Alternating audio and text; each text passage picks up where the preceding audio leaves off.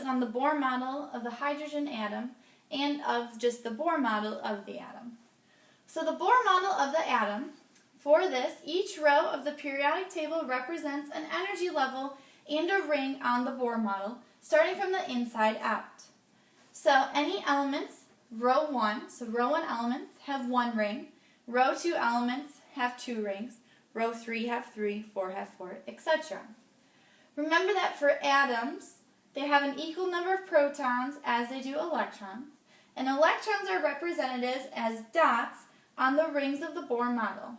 The maximum number of electrons in each ring is equal to the number of protons in that row. So row 1 has 2 total elements, therefore has 2 electrons maximum on the ring. Row 2 has 8 total elements, and therefore has 8 electrons maximum on the ring. And row 4 has 18 total elements, and therefore has 18 electrons maximum on the ring. For each element has 1 more electron than the element prior to it.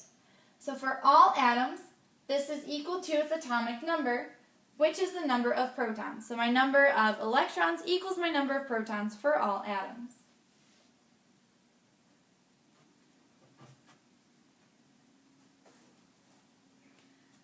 This is an example of drawing the Bohr model. So example number 1, we're drawing the Bohr model for beryllium, which is Be. It's atomic number 4. I start by drawing my nucleus in the center, and then I add my rings. Beryllium is in row 2 of the periodic table, therefore it's going to have 2 rings, ring 1 and ring 2. Then I'm going to add my electrons. I need 4 total electrons because it's atomic number 4. It's an atom. My atomic number equals my number of protons. Protons equals my number of electrons for atoms. So I have 4 total electrons. 2 go in the first ring, here and here, because there's 2 elements in the first row of the periodic table. And the next 2 are going to go in the second ring because beryllium is the second element. Now let's try one that's a little harder or more involved.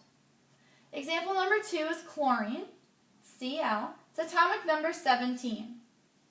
We again start by drawing our nucleus, and then we add our rings. Chlorine is in row 3, so I have 3 rings, 1, 2, 3. It's atomic number 17, so when I add my electrons, I need to add 17 total electrons. 2 elements in the first row, therefore 2 electrons go in my first ring. There's 8 elements in the second row, therefore 8 electrons go in my second ring. And I like to pair my electrons, and you're going to learn why in the next video.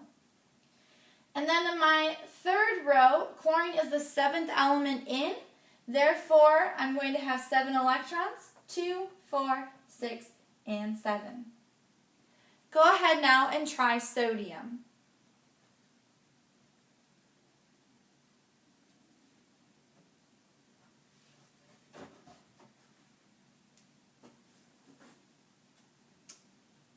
There's also the Bohr model of the hydrogen atom, and this is on the back side of one of your reference tables. It looks something like this, where you have the nucleus in the center, the rings coming out, all 7 rings are there, and it shows you electron transformations or transitions from one energy level to the next. So when you add energy to an atom, it's going to excite the electrons, and they're going to move to a higher energy state. When they relax back down to their original energy level, electrons emit a photon of light, which is a light particle. We call that a photon. So this is a drawing of what's in words here. I have my hydrogen atom. Remember, hydrogen atoms just have 1 electron. Okay, I have my nucleus, and my electron typically sits right on my first ring, and here energy is added, so energy comes in and it excites my electron, in this case, up to a higher energy level. In this case, energy level 3, because it moves to n equals 1 to 2 to 3. Okay, so my electron is at a higher energy level, and then it's going to start to relax back down to its original energy level. As my electron relaxes back down, a photon of light, illustrated here by the squiggly arrow with a little new sign above it, is going to be emitted. So my photon of light is emitted, and depending on what the transformation is, emits a different wavelength of light. So this is stated, what's shown here is shown here as well on your Bohr model. There's a transition of the electron from n equals 3 to n equals 1, where this is the ring that you have.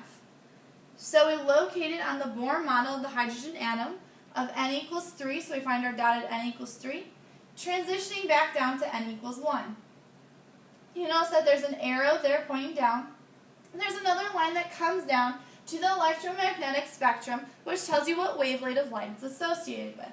So we find our line of n equals 3 to n equals 1, and we follow it down to this little bar that we have at the bottom, and underneath that it tells us the wavelength of light. Now these wavelengths of light are in nanometers, which we know there's 1 times 10 to the 9th nanometers in a meter.